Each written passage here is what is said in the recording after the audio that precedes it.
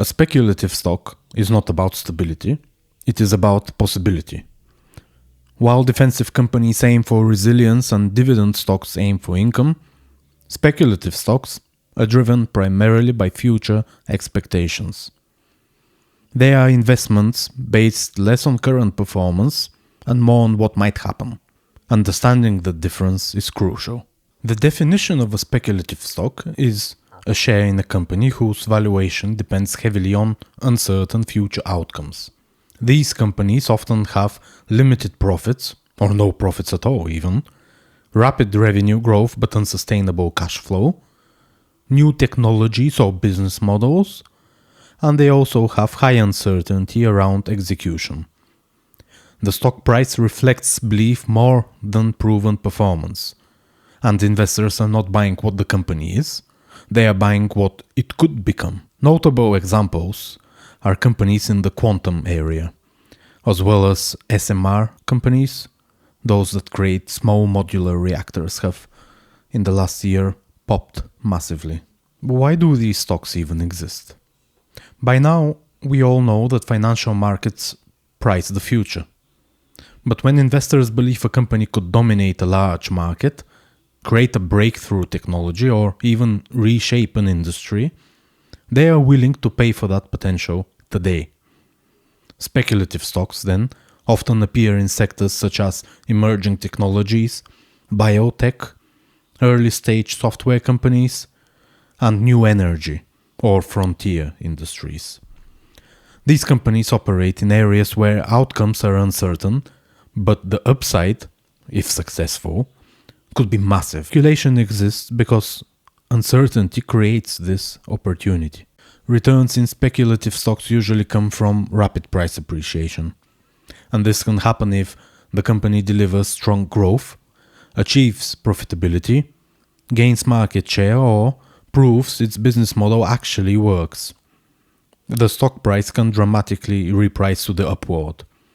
However, it's notable to say, the opposite is also true. If expectations fail, the stock can decline just as dramatically. And therefore, speculative investing is asymmetric.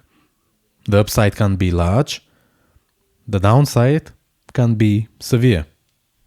These stocks tend to perform best during periods of economic optimism, low interest rates, and strong liquidity. When investors feel confident, they are more willing to fund future potential. It is often referred to as risk-on mode. During economic tightening or rising interest rates, speculative stocks often suffer disproportionately. And this is because their valuations rely heavily on future profits. And when those future profits are delayed or discounted at higher rates, their present value declines. The best way to put it is that speculation thrives on confidence, but it contracts under pressure. Speculative stocks carry significant risk, as you may tell. Many early-stage companies never reach profitability. Some dilute shareholders by issuing additional shares, and others fail entirely. High volatility is very common. Sharp drawdowns are normal. Just because a company tells a compelling story, after all, doesn't guarantee financial success. Speculation requires position sizing, discipline, and strong emotional control.